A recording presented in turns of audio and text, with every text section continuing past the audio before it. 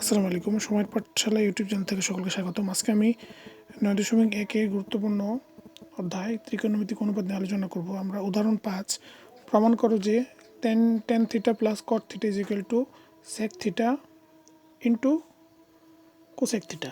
আমরা left hand side tan theta plus cot theta, আমরা জানি tan সমান সমান sine by cos, theta plus cot সমান সমান কস বাই সাইন। আমরা যখন লসাগু করব তখন cos theta into sine theta.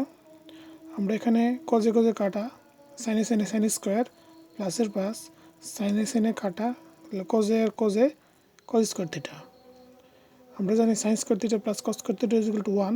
তার নিচে আছে cos theta into sine theta. আমরা এটাকে আলাদা করলে 1/cos theta into 1/sin theta.